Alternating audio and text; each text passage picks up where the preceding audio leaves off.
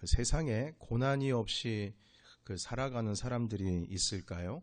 그 세상의 모든 사람들이 생명이 시작되는 그 순간부터 고난이다. 이건 뭐 종교를 가지고 있든 가지고 있지 않든 기독교이든 불교든 뭐든지 간에 이 고난이라고 하는 주제는 늘 우리 모든 인생들 가운데 펼쳐져 있습니다. 여러분, 그게 돈이라고 하는 것이 혹시 해결해 줄 수 있는 문제일까요? 아니면 어떤 권력이나 명예가 있으면 해결할 수 있을까요? 돈, 명예, 권력 모든 것을 다 해결이 되고 그것을 가지고 있다고 할지라도 오히려 많이 얻은 만큼 그것에 대한 책임이라고 하는 짐이 더 많아지는 겁니다. 그러니까 돈과 명예와 권력이 많아지고 커지면 커질수록 더 크고 심각한 고민들, 더 크고 위험한 위기들, 더 많은 고통들과 직면하게 됩니다. 그러니까 이 고난과 고통이라고 하는 것이 사람이 행복을 추구하기 위해서 많은 것을 뭔가를 얻는다 할지라도 사실 목숨이 살아있는 한 벗어나기가 쉽지를 않은 것입니다. 그리고 여기에 계시는 여러분들 가운데 크고 작은 고민들이 하나씩 다 있을 거예요. 자, 그렇다면 우리가 신앙을 가지고 있다면 성경에서 등장하는 이 수많은 사람들은 어떠했을까요? 그들이 하나님의 사랑을 많이 받고 그리고 하나님께서 가까이 하시고 주님께서 책임주시는 인생이었기 때문에 그들이 고난을 피해갈 수가 있었을까요? 그렇지 않은 것 같아요. 성경에 등장하는 사람들, 심지어는 하나님께서 가장 사랑하시고 가장 아끼신다고 하시는 분들이 더 큰 고난을 당하는 것 같아요. 믿음의 조상 아브라함 같은 경우에도 고난이 없었을까요? 하나님께서 너로 하여금 큰 자손을 이루게 할 것이고 어떠한 민족도 너보다 복받은 민족이 없을 것이다. 너를 인하여서 많은 자들이 복을 얻을 것이다. 네가 복이 근원이 된다. You are blessed 라고 하시면서 주님께서 복을 허락해 주셨는데 그러면 그에게 있어서 고난이 사라졌을까요?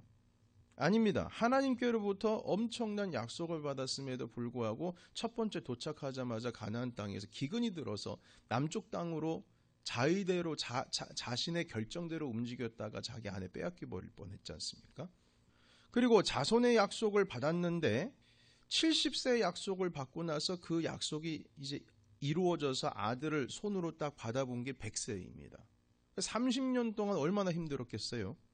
하나님께서 야, 너 30년 기다리면 된다. 100세에 얻는다. 이런 말씀 안 하셨거든요. 기약 없이 기다린 겁니다.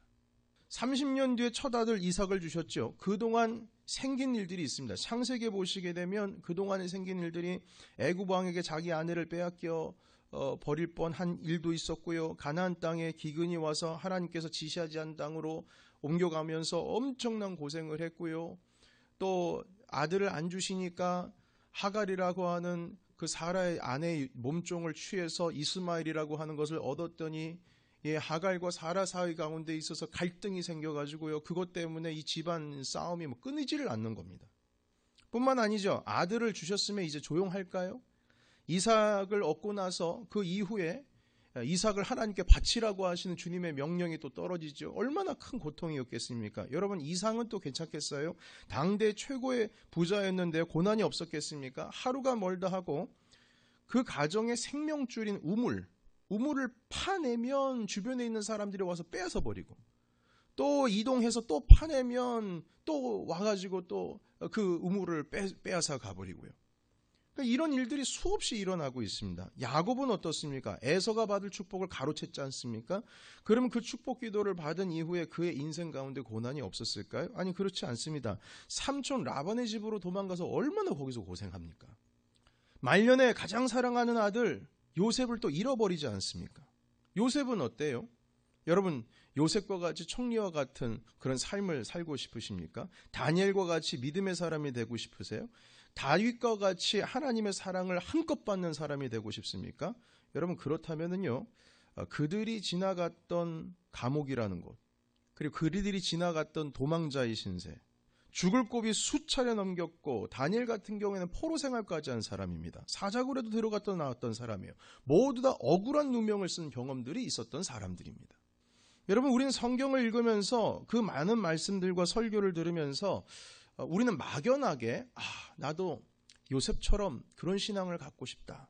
나는 다윗처럼 그렇게 주님께서 함께 하시는 여호와는 나의 목자신 내가 부족함이 없으리로다. 이런 신앙을 참 가지고 싶다. 나는 아브라함처럼 그렇게 복의 근원이 되고 싶다. 이렇게 막연하게 주님께로부터 복받으면서 살고 싶다라고 생각할 수 있을런지 모르겠습니다. 그들이 우리의 신앙의 롤 모델이 되는 거죠. 여러분, 그런데 만약에 우리가 예수님처럼 살고 바울처럼 살고 요셉처럼 살고 다니엘처럼 살고 아브라함처럼 살기를 원하신다면요, 여러분, 이거 분명히 직시해야 됩니다. 그들이 받았던 그 고난, 그들이 받았던 그 시험을 피해갈 수가 없습니다. 정말 그들처럼 살기를 원한다면 말할 수 없는 고통과 고난을 안고 살아야 됩니다.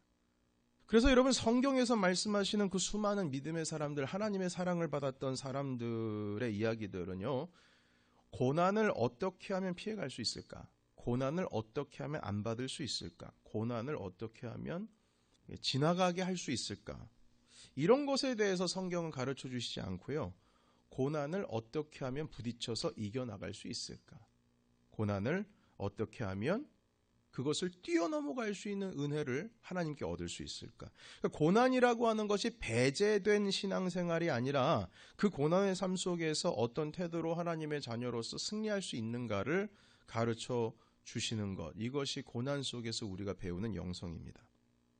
성경에서는 많은 믿음의 사람들이 고난 속에서 주님을 만났습니다. 이 다윗의 시편에 같은 경우에는 대부분이 도망을 할 때, 사울의 창을 피해서 도망을 할 때, 그리고 전쟁 가운데 있어서 위기 가운데 있을 때, 정말 극심한 고통 가운데 있을 때 지어진 시편이라고 합니다. 거의 다라고 합니다. 100% 그 가운데 쓰여진 시편이라고 신학자들이 말하더군요. 다윗은요, 가장 어렵고 힘들 때에 시편을 내놓을 정도로 하나님과 가장 친밀했습니다. 왜냐하면 그 시간이 하나님을 의지할 수밖에 없는 상황이기 때문인 것이죠. 여러분, 가장 어렵고 힘들 때 하나님과 멀어질 것 같죠. 그러나 진짜 신앙을 가지고 계신 분들은 하나님과 더 가까워집니다.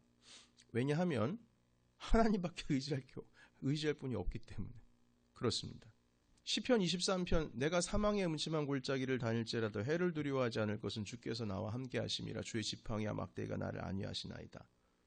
하나님을 다윗이 떠날 수가 없는 거예요. 사망의 음침한 골짜기를 다니는데 어떻게 주님을 떠날 수가 있습니까? 주님을 더 붙들어야죠. 여러분, 그래서 우리의 삶 가운데 있어서 고난이라고 하는 것과 고통이라고 하는 것들이 우리의 삶 가운데 참 어려운 시절을 지나가게 하는 그러한 순간이지만, 사실 그때가 가장 하나님의 은혜를 얻을 수 있는 때요, 바로 그때가 가장 주님과 친밀해질 수 있는 기회가 되는 것입니다. 요셉에게 인터뷰를 한다고 한번 가정해 볼까요? 요셉 총리시여, 언제 하나님과 가장 가까웠습니까? 당신의 신앙생활을 하면서 말이죠. 그랬을 때에 제가 상상을 해본다면 이렇게 얘기했을 것 같아요. 감옥에 있을 때 제가 주님과 가장 친밀했던 것 같습니다. 아니, 총리가 되었을 때 가장 친밀하지 않으셨을까요? 아니요, 그렇지 않습니다. 감옥에서 주님 없었으면 저 거기서 제 인생 포기했을지도 모릅니다. 가장 외롭고 고통스러웠을 때, 그때 가장 주님과 가까웠던 시기였습니다. 이렇게 고백하지 않을까요? 여러분, 이게 근거 없는 이야기가 아닙니다. 왜냐하면 창세기에 하나님께서 요셉과 함께 하시더라고 하는 단어가, 이 문장이 3번 등장하는데, 그 모두 등장하는 그 문장이 등장할 때마다 가장 힘들 때였습니다. 보디발의 아내로 인하여서 감옥에 들어갈 때, 그 감옥에서 일어나는 일들이 펼쳐질 때에, 억울함을 도저히 씻을 수 없을 때에 하나님께서 요셉과 함께 하시더라라는 그 문장이 계속 3번 반복됩니다. 예수님을 잘 믿는 어떤 남자 집사님 이야기입니다. 성경도 열심히 읽으시고 경건생활도 열심히 하시고, 그리고 교회 아니다 받기나 예수님을 따르기 위해서 노력하시는 집사님이었습니다. 우리 교회 이야기는 아니고요.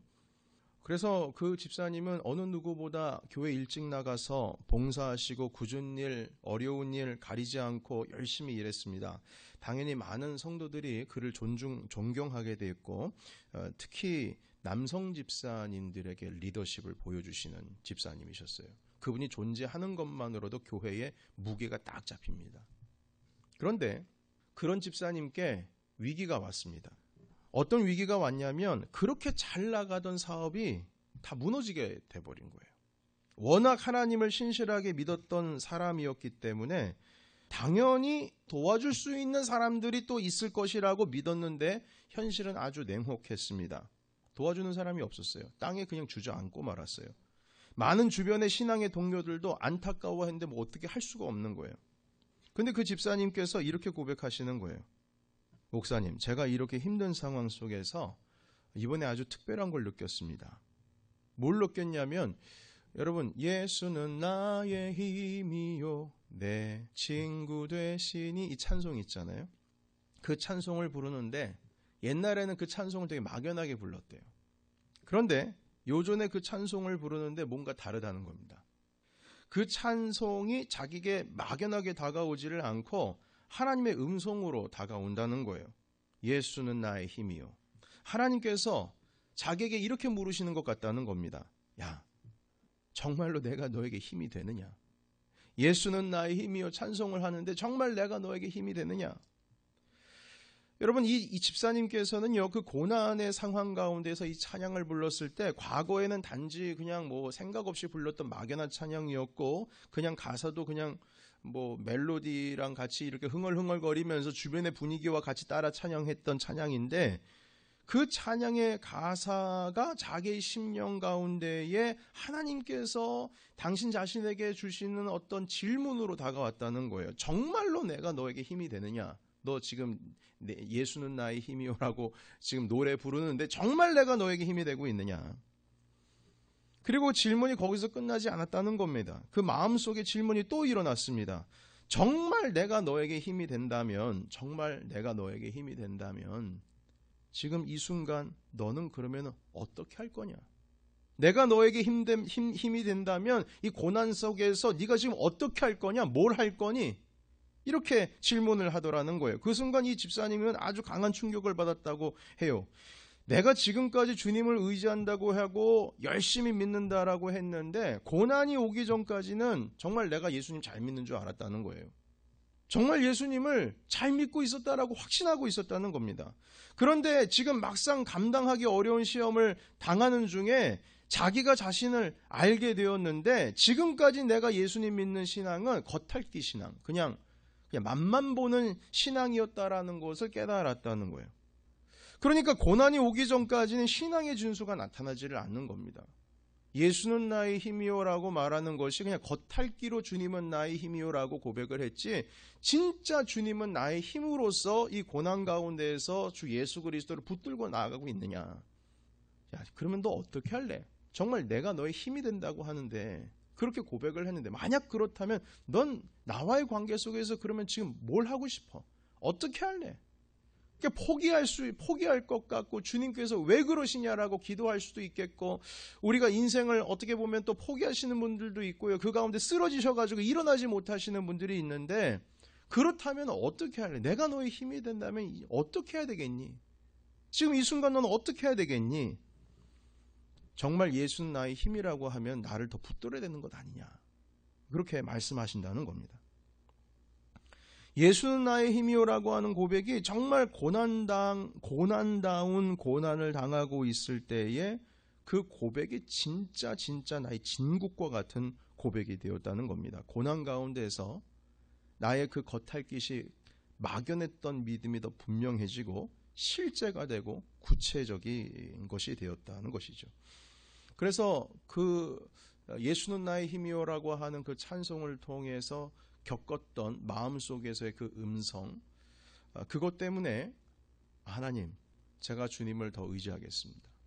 주님은 나의 힘이요라고 고백을 했는데 정말 주님은 나의 힘으로서 내가 살아가겠습니다. 이젠 어떻게 할래? 라고 하는 질문에 그렇게 스스로가 대답하셨다고 합니다. 여러분, 고난이라고 하는 것을 지나봐야 비로소 주님 만날 수 있는 겁니다. 요셉이 팔려가야 거기서 하나님께서 요셉과 함께 하시더라, 그걸 느낄 수가 있는 거예요. 감옥에 갇혀야 하나님께서 도우시는 손길을 또한 누릴 수가 있는 겁니다. 욥이 감당할 수 없는 고난을 당해야 나중에 이렇게 고백하죠. 욥이요, 지금까지는 주님에 대해서 내가 듣기만 해었사오나 이제는 제가 두 눈으로 주님을 배웁습니다. 이 말은요, 정말 육체적인 이 눈으로 피지컬리 주님을 본다라는 의미가 아니고요, 과거에는 간접적으로 그냥 겉핥기식으로 주님 알았는데 이 고통이 지나고 나서 이제 주님을 알게 됐습니다. 이 고백, 이젠 두 눈으로 주님을 배웁니다, 이것이 마지막에 고난이 다 지나가고 나서 주님을 조우하게 될 때에 욥이 했던 고백이거든요. 그러니까 감당할 수 없는 고난을 당해봐야 주님을 보게 된다는 것이죠. 여러분, 이게 참 역설적입니다. 고난이 그래서 우리에게 감사일 수 있고, 고난이 그래서 우리가 주님 앞에 나아가는 은혜의 통로가 될 수가 있고요, 지금까지 막연하고 희미한 주님을 만난 것이 아니라 분명한 주님을 만날 수 있는 기회이기 때문에 여러분, 정말 진정한 그리스도인들은 그 어려움과 고난을 기회로 삼습니다. 주님께 가까이 갈 수 있는 기회, 그리고 주님께서 드라마틱하게 나를 이끌어 주실 수 있는 그것을 기대하면서 희망을 얻게 되고 소망을 얻게 될 수가 있습니다. 나의 신앙이 막연한 신앙이 아니라 진짜 신앙이 되는 순간이기 때문에, 가장 가깝게 만날 수 있는 절호의 기회이기 때문에 고난이라고 하는 것이 오면 하나님 아버지 앞에 도대체 왜 저에게 이런 고난을 주십니까? 라고 고백하는 것이 아니라, 하나님, 이 기회에 주님을 만나기를 원합니다. 주님이 정말 내 주님 되시기를 원합니다. 이렇게 고백하며 나아갈 수 있는 그리스도인들이 되시기를 예수님의 이름으로 축복합니다. 예수님께서 고난의 모범을 보여주셨죠. 우리를 긍휼하시고 그리고 직접 우리의 그 불쌍함을 체휼하시기 위해서 고난을 당하셨다라고 말씀에 기록을 하고 있는데요, 더 중요한 것은 고난을 어떻게 극복할 수 있을까, 고난을 어떻게 부딪혀서 이길 수가 있을까, 어떻게 하면 피해갈 수 있을까가 아니고 어떻게 하면 그것을 부딪혀서 충돌해서 내가 이길 수 있을까에 대한 모범을 보여주셨습니다.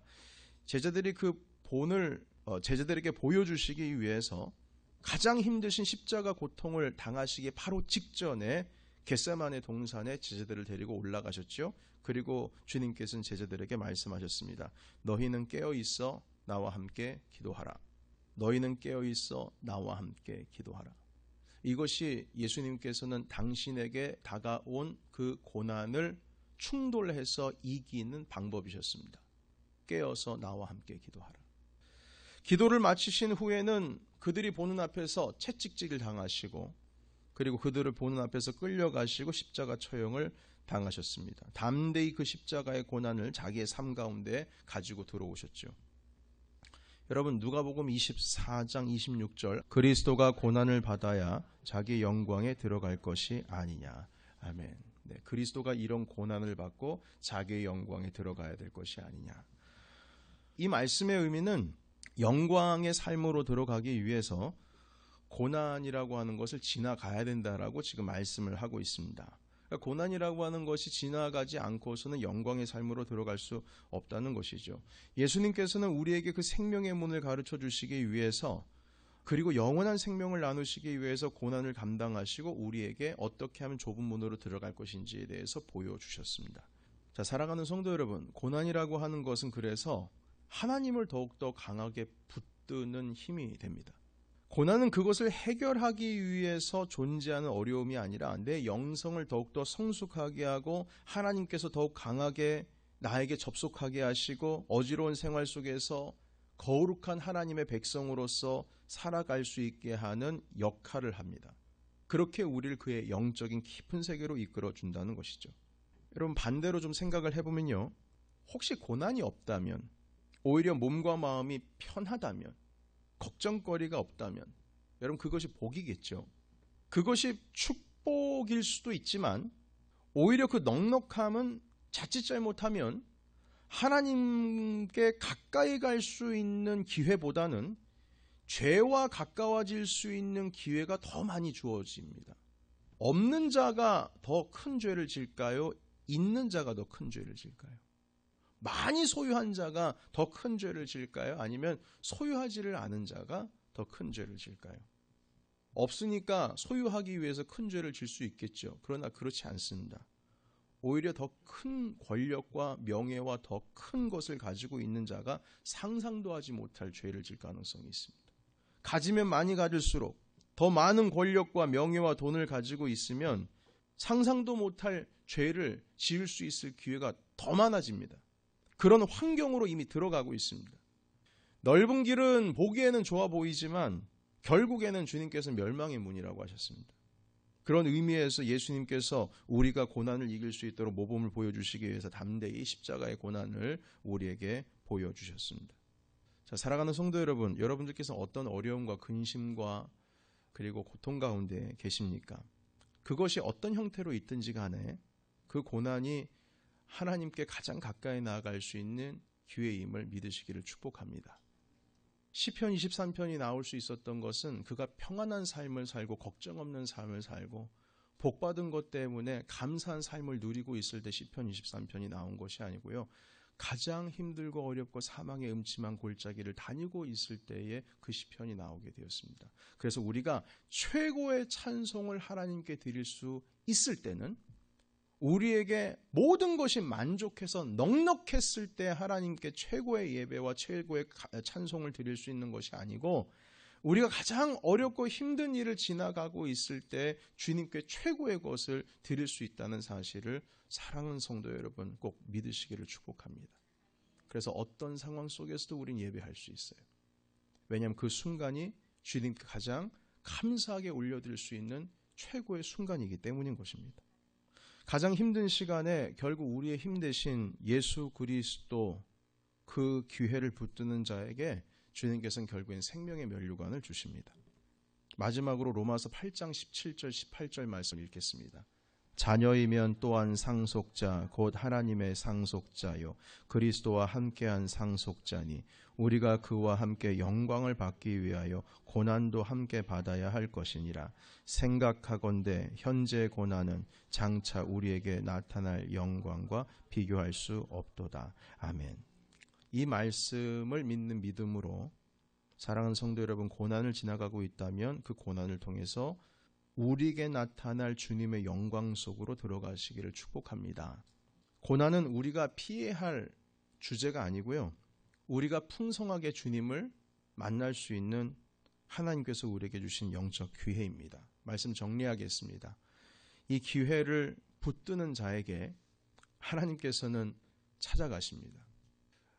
요셉이 가장 어렵고 힘들 때에 주님께서는 함께 하셨다라고 하시는 말씀, 그리고 바울이 채찍질을 당하고 있을 때에 하나님께서 그 이후에 역사하셨던 놀라운 일들, 다윗이 가장 힘들어 목숨이 위태로울 때에 하나님을 향한 최고의 예배를 드릴 수 있었던 이 모든 것들을 우리 성경에서 받아들여지는 여러분들의 도전이 되셔서 가장 힘들고 어려울 때에 어려움이 다가온다면 이때가 주님 만날 때구나.